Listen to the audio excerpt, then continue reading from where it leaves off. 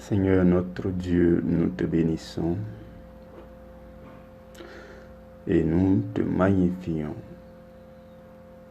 de ce que tu nous as fait parvenir à ce point d'action de grâce, à ce point de reconnaissance, de gratitude. Nous voulons exprimer notre joie, notre gratitude de ce que ta fidélité est grande, de ce que ton amour infini ne nous a jamais lâchés depuis le début de cette émission. Et nous sommes parvenus par ton esprit à là où tu souhaitais que nous parvenions. Je te bénis et je magnifie ton Saint-Nom, ô Dieu de gloire, Dieu créateur du ciel et de la terre, Dieu d'Abraham, Dieu d'Isaac, Dieu de Jacob, Dieu d'Israël, Dieu Père de Jésus-Christ de Nazareth. Merci pour ton amour et ta fidélité. Merci pour tout ce que tu as accompli pour chacun de tes enfants. À toi l'honneur, la louange, la gloire, la sagesse, l'élévation, la puissance, la souveraineté au siècle des siècles. Amen. Frères bien-aimés dans le Seigneur, aujourd'hui, nous n'avons pas un sous-thème spécifique à méditer, mais nous allons parler de façon générale de l'historique de cette émission, d'où c'est parti pour que nous parvenions à ce point. Parce que justement, nous sommes parvenus à là où le Seigneur voulait que nous parvenions, c'est-à-dire au bout de 7 mois d'enseignement. C'était une série de 7 mois d'enseignement non-stop chaque jour, du lundi au samedi, tous les mois, depuis le 1er avril jusqu'à ce jour. Nous avons enseigné chaque jour des enseignements qui duraient entre 15 minutes et 30-32 minutes. Et les dimanches, nous faisions une pause pour permettre à chacun de se nourrir de la nourriture qui est servie pendant les cultes dans les églises ou bien dans les messes. Donc, frères et sœurs, tout a commencé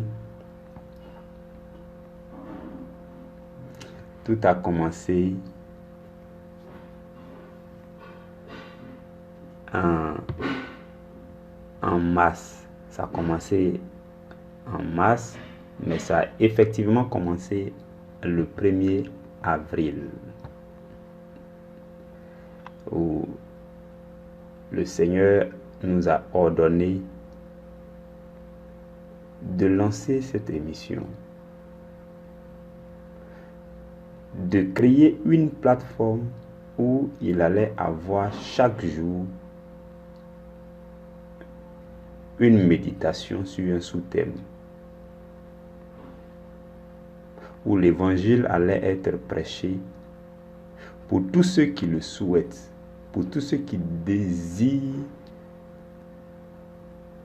recevoir chaque jour de la nourriture spirituelle, pour tous ceux qui veulent recevoir d'un serviteur de Dieu qui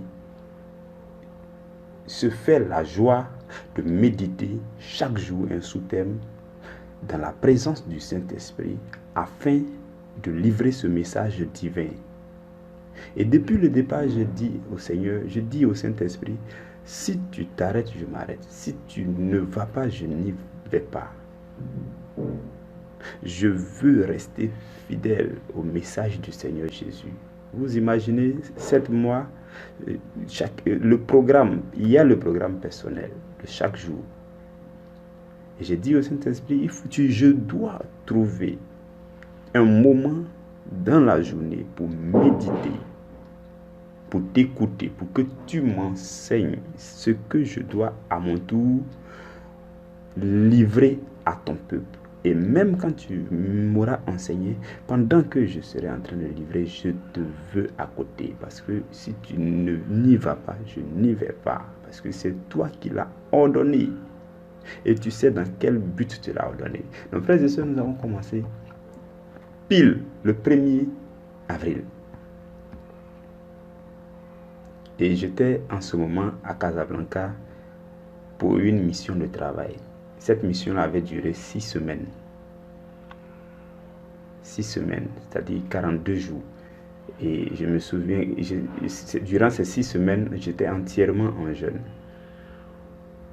J'étais en mission de travail, vous savez, la plupart du temps, quand je vais en mission de travail, où il y a la nourriture gratuitement, où tu peux manger tout gratuitement, tout ça, c'est là que le Seigneur me conduit dans les moments de jeûne. C'était un sacrifice vraiment difficile à supporter, mais c'est ce que le Seigneur avait ordonné. Et quand j'ai commencé le jeûne, 3 semaines plus tard, le Seigneur a ordonné que l'émission soit lancée. Et l'émission a été lancée au tout début, dès que le groupe a été créé le 22 mars. Nous ne nous sommes pas pressés pour inviter des gens sur le groupe. Mon épouse et moi, je l'ai ajouté, elle était en Côte d'Ivoire, je l'ai appelée pour dire voici ce que le Seigneur a donné. Voici. Je lui ai donné tous les détails. Je lui ai dit voici où le Seigneur veut envoyer la chose. Voici. Donc je t'ajoute sur le groupe, mais nous allons prendre du temps pour prier. Je me rappelle que dans ces 6 semaines de jeûne à Casa, au milieu de ces 6 semaines, le Seigneur m'a poussé encore à faire 5 jours de jeûne sec, sans manger, sans boire, ni le jour, ni la nuit, sans sortir de ma chambre d'hôtel.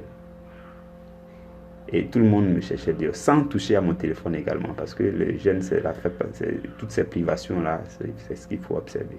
Donc mon téléphone, je ne l'avais pas touché durant 5 jours. Il était là devant mes yeux, mais j'ai pris la résolution de ne pas poser le doigt là-dessus. Et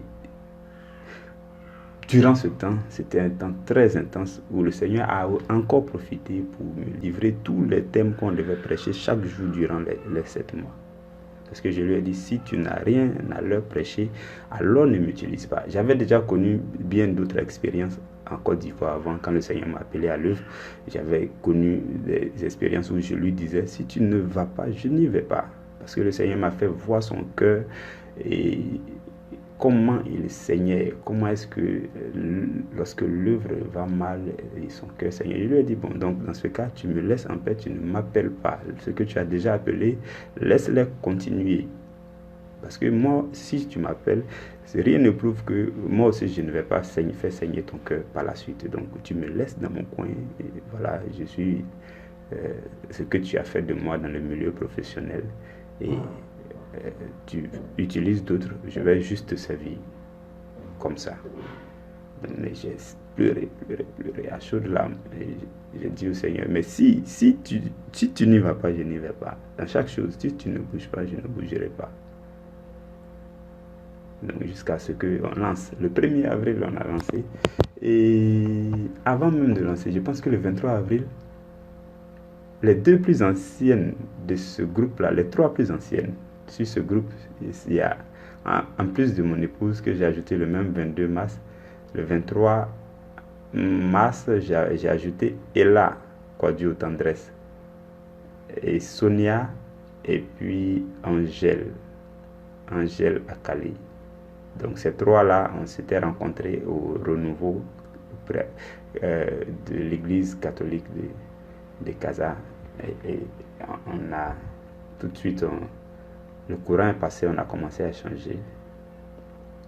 Dans une Camerounaise et puis 2 Ivoiriennes. Et Il y avait bien d'autres, mais ce n'était que ces trois-là que le Seigneur m'a dit. Ces trois peuvent être sur le groupe. Et pendant ce temps, il y a des pains que j'enregistrais le mois de mars déjà. Il y a des thèmes que j'ai commencé à traiter, que j'envoyais séparément à ces personnes-là, sans mettre dans le groupe. Je pense que dès le 9 mars, il y a des pains que j'ai envoyés parce que voilà, le Seigneur avait déjà commencé à me conduire dans ce sens. Donc je lui ai envoyé et elles écoutaient comme des pains tests qui les intéressaient. Et voilà. Et après, le groupe a été créé et nous étions 5 sur le groupe. Il y a une autre qui a été ajoutée le 27 mars, une collègue qui est sur ce groupe qui s'appelle Vanessa, une collègue d'Abidjan qui a été ajoutée. Et donc nous étions 6 personnes sur ce groupe. 6 personnes sur ce groupe. Jusqu'en avril, quand nous avons lancé, et là a commencé déjà à faire l'œuvre, a commencé à inviter les gens. Elle a invité le frère Francky qui a intégré le 3 avril. Donc nous étions 7. Nous étions 7 pendant environ une semaine, jusqu'à ce qu'une autre sœur qu'on avait croisée à Casa, une Ivoirienne, qui s'appelle Corinne, elle est aussi sur ce groupe. Je vous salue tous au passage. Que la grâce de Dieu repose sur vous. Vous êtes comme le fondement de cette émission et que Dieu vous bénisse abondamment.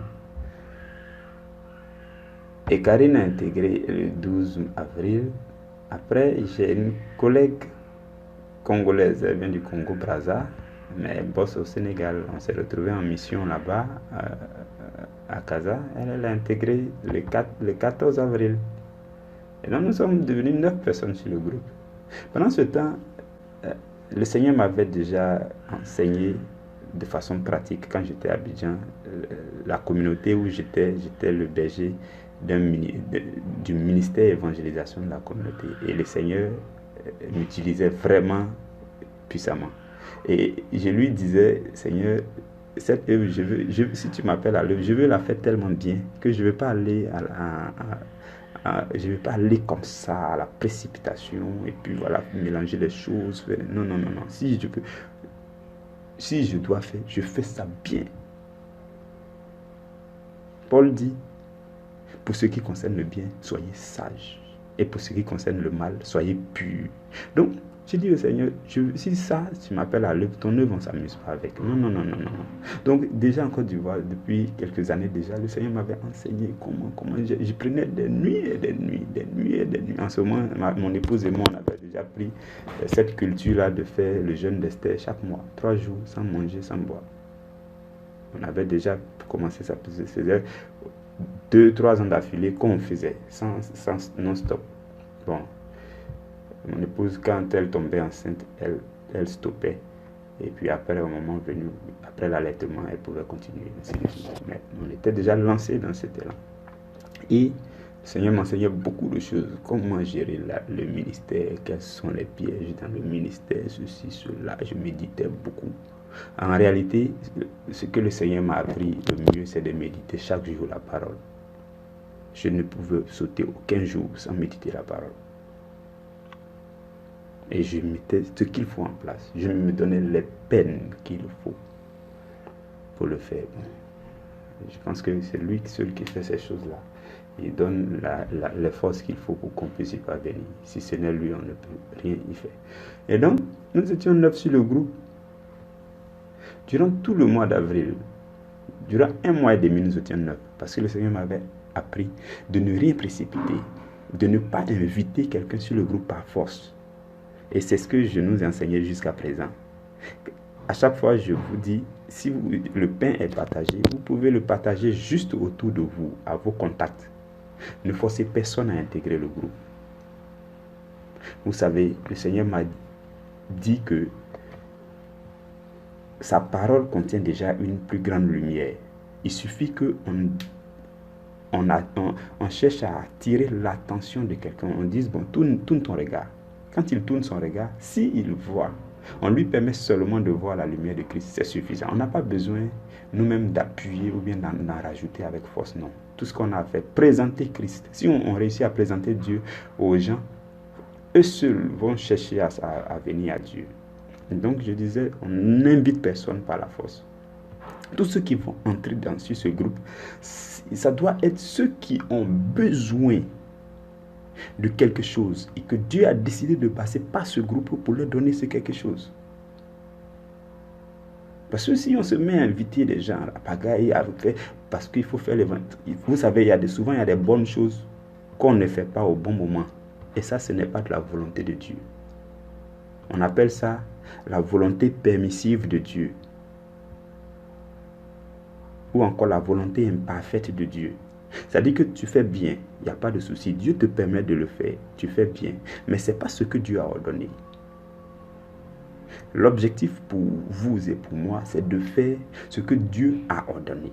Et de bien faire ce que Dieu a ordonné, même si c'est le minimum.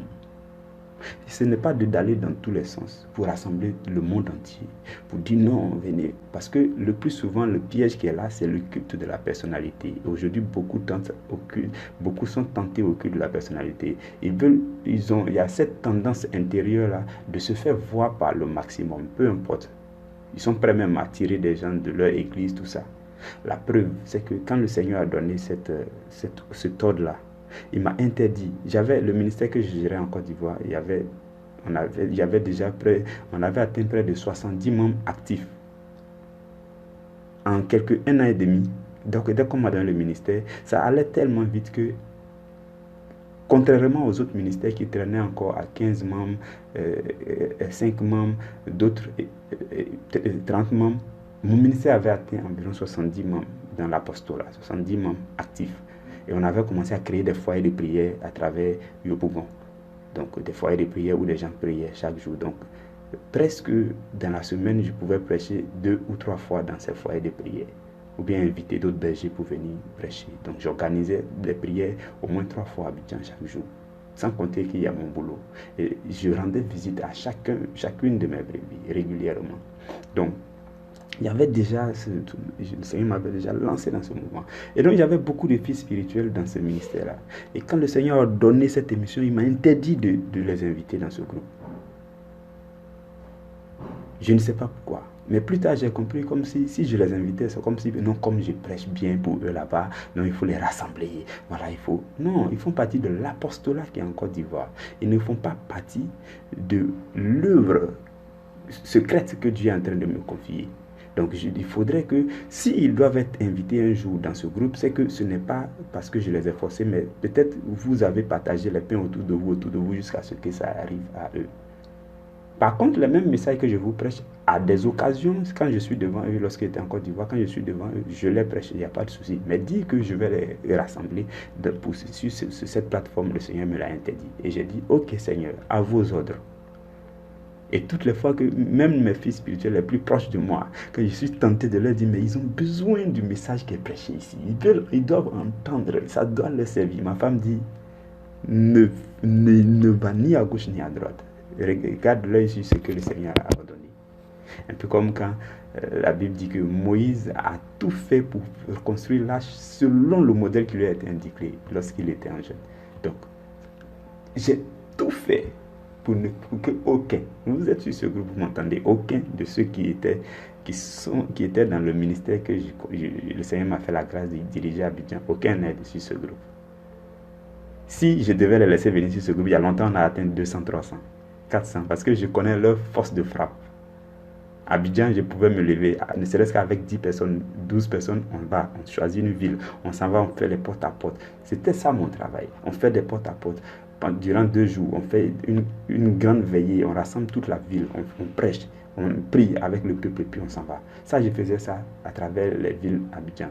On était allé à Diego-Nefla, on se levait, on partait à Kokumbo, on partait dans les villes que le Seigneur nous a données. Je me lève avec une petite équipe, on prend un petit convoi avec le minimum de moyens, on s'en va, on arrive, on loge dans le presbytère, on commence à sillonner toute la ville, 2 à 2, comme le Seigneur Jésus l'a donné. C'était ça l'œuvre que je faisais de façon pratique en Côte d'Ivoire. Donc je connais leur force de frappe. Il suffit que je leur dise, mais toi tu n'as pas encore invité tel nombre de personnes. Ils vont partager autour de tout. Abidjan va se retrouver sur ce groupe. Mais ce n'était pas ça l'objectif de Dieu. Dieu a dit, va avec le minimum que je vais te donner. Je me suis appuyé sur Ella, sur Sonia, sur Angèle, sur Vanessa, ainsi de suite. Et tous ceux qui ont intégré sur ce groupe au fur et à mesure. Et le Seigneur m'a dit, vas-y doucement. Vas-y doucement, enseigne le message. Sois fidèle au message de l'évangile. Appuie-toi toujours sur les versets bibliques. N'enseigne que ce que le Saint-Esprit t'ordonne d'enseigner. Va pas à pas. Je sais où je vais aller avec toi. Parce que souvent, le Dieu nous donne une direction et nous, on se précipite dans cette direction. Alors que quand Dieu donne la direction, il donne aussi le rythme auquel tu dois évoluer, la vitesse à laquelle tu dois avancer, les pas élémentaires que tu dois prendre. Donc, quand tu prends un pas, tu attends Dieu, tu dis le prochain pas c'est quoi? Il te dit le voilà, tu prends. Ainsi de suite. Donc, tu avances à la vitesse recommandée par Dieu dans cette direction qu'il te donne.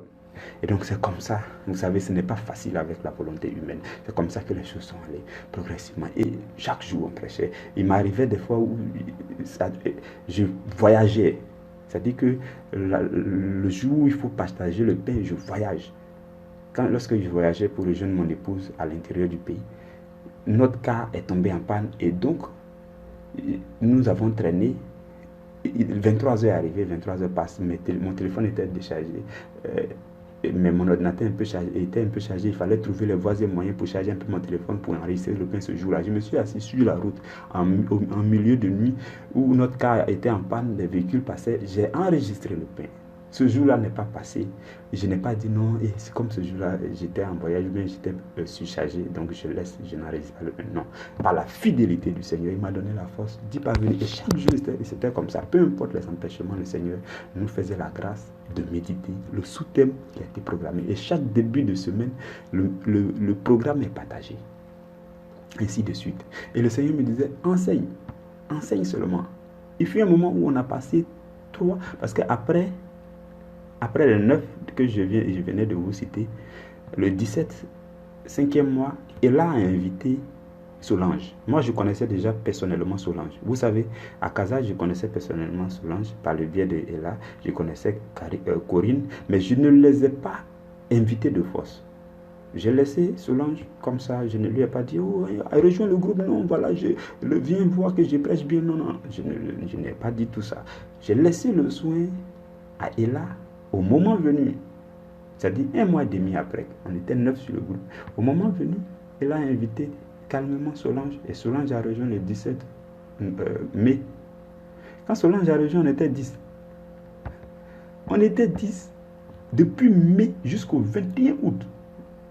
Vous voyez, 1 mois, 4 jours. On était 10 sur le groupe. Mais à aucun moment je n'ai dit non, à cause de 10 personnes, tu te fatigues, tu médites. Souvent, je prends plus d'1 heure pour méditer le pain. Vous voyez, je disais à ma femme, je suis à la cuisine. C'est-à-dire que je suis en train de préparer la nourriture du soir. C'est tout comme, je vous dis, c'est tout comme. C'est tout comme préparer la nourriture. Je chante dans la présence de Dieu. Je dis, Seigneur, quels sont les versets à utiliser? Qu'est-ce que tu veux nous dire, Seigneur? Voici, voici. Et il y a des révélations qui me venaient. Pour vous qui avez écouté ces pains, vous savez que chaque jour, chaque pain avait sa particularité, sa part de révélation. Le Seigneur nous disait quelque chose de nouveau. Et donc, durant 3 mois et quelques, 10 personnes sur le groupe. Il fallait enseigner les 10 personnes. Il fallait toujours envoyer, il ne fallait jamais dire non, je baisse les bras comme ces 10 personnes. Pourquoi depuis là, les 10 personnes n'invitent personne? Eux-mêmes là, ils n'ont pas la notion de l'évangélisation. Pourquoi ils n'invitent pas, ainsi de suite? Je ne leur mettais jamais de pression. Je ne leur disais jamais pourquoi vous n'invitez pas des gens, ceci, cela. Vous voyez? Et ça, je vous dis que c'est pas la fidélité du Seigneur et c'est pas sa grâce. Et à partir de août, le Seigneur va faire intégrer. Il va faire intégrer près de 11 personnes en août. Et nous allons devenir 21 par là. Le message continue d'être prêché. Et ceux qui intègrent, Marceline a intégré. Quand Marceline a intégré, elle a invité le frère Guélor, et ainsi de suite. Et là, et puis Solange se sont réveillés. Et je disais au Seigneur, mais il ne fallait pas les brutaliser pour dire non, pourquoi ils n'invitent pas tout ça. Ils ont ça en eux, mais il faut que eux ils soient nourris. Il faut que tu fasses ce que tu as fait. Chacun fait sa part. Toi, tu es là pour prêcher. Si tu prêches et que tu prêches et que tu prêches, la parole même que tu prêches est déjà suffisamment puissante pour dire aux gens d'inviter. Donc toi, tu n'as pas besoin d'en rajouter. Donc laisse-la comme ça. Donc prêche, tout simplement. Donc les gens commencent à venir,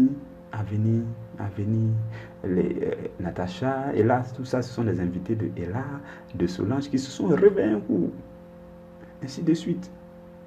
Jusqu'à ce que les Sénégalais commencent à rentrer, d'autres Ivoiriennes, tout cela, ce sont des invités de Ella, de Sonia, de Solange. Solange a invité beaucoup, mais en réalité, si on veut bien voir, c'est Ella qui a invité beaucoup, parce que c'est Ella qui a invité la seule Solange qui, par la suite, elle a invité même presque toute sa famille.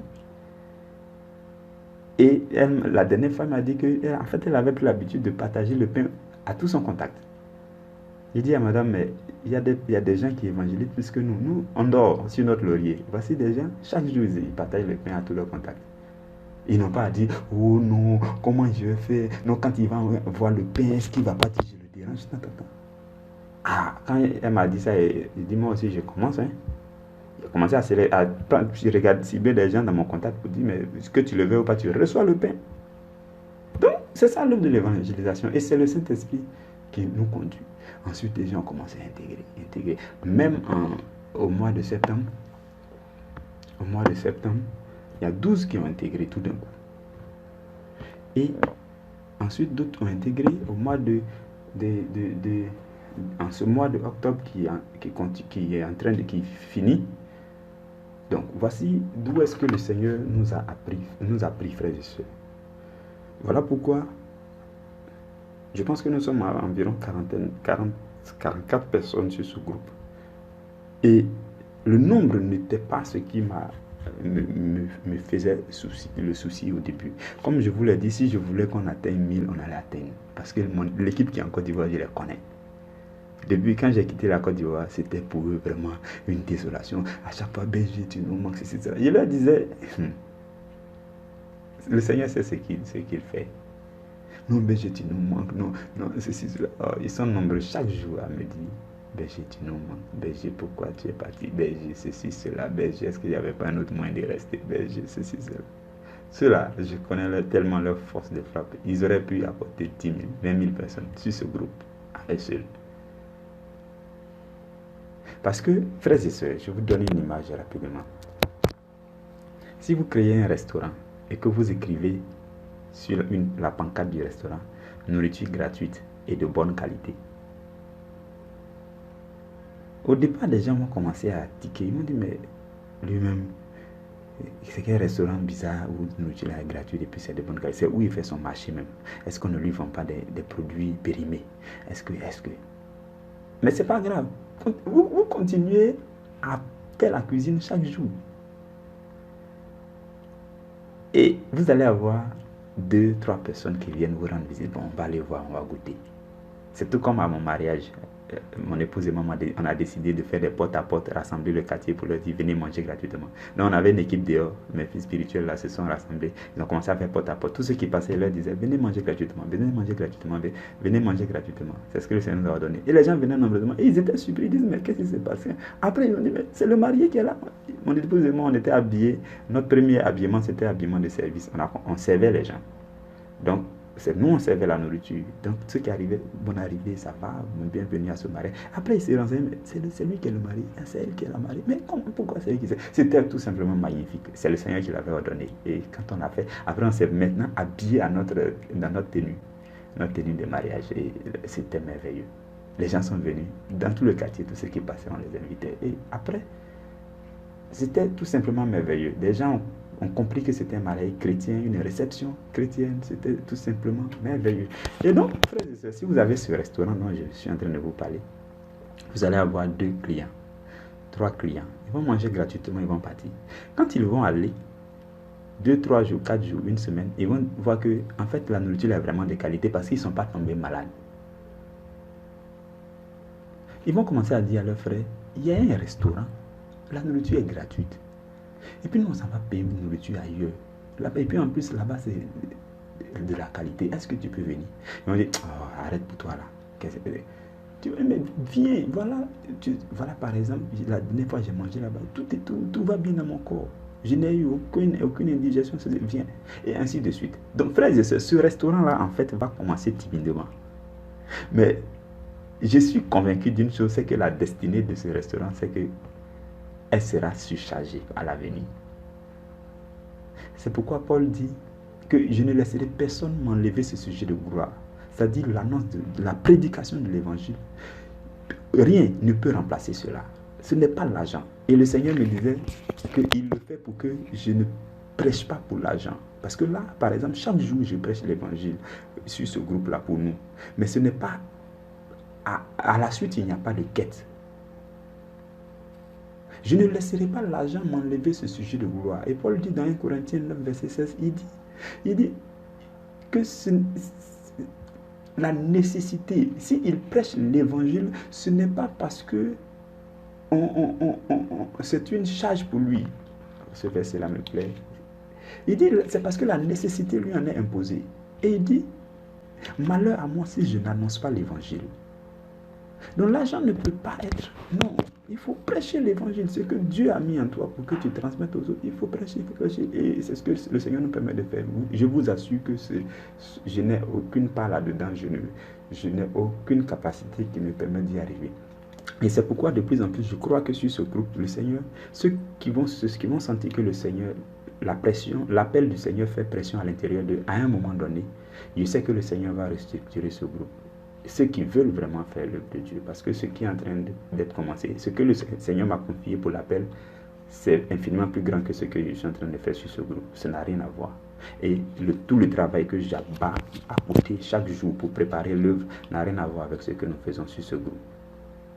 Ce que nous faisons sur ce groupe, c'est peut-être un prétexte pour le Seigneur pour vous associer à ce qui va arriver. Et à un moment donné, ceux qui vont sentir la pression fortement à l'intérieur de ceux-là, je vais les solliciter pour qu'ils soient formés à part, pour qu'ils prennent la relève, pour qu'on restructure les choses pour voir comment évoluer.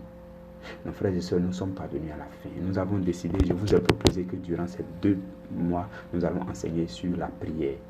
Mais à partir de demain, je vais prendre un jeûne aigu, nous allons faire une pause et nous nous retrouverons le lundi, s'il vous plaît, pour commencer directement sur le sujet de la prière. Nous allons prêcher sur la prière dans tous les détails. Pour ceux qui ne savent pas prier, soyez sereins, vous allez savoir prier, parce que tous les détails seront livrés. Le Seigneur a commencé déjà à m'enseigner. Nous allons prêcher sur tous les types de prières. Tous les types, nous allons prendre type après type, les détails, comment prier, comment ne pas mélanger les types de prières, ainsi de suite. Nous allons faire ça durant les 2 mois qui restent pour la fin de l'année. Et je suis convaincu que ça vous sera très bénéfique. Que Dieu vous garde. Nous nous retrouvons lundi. Nous allons marquer cette pause. Que Dieu vous garde.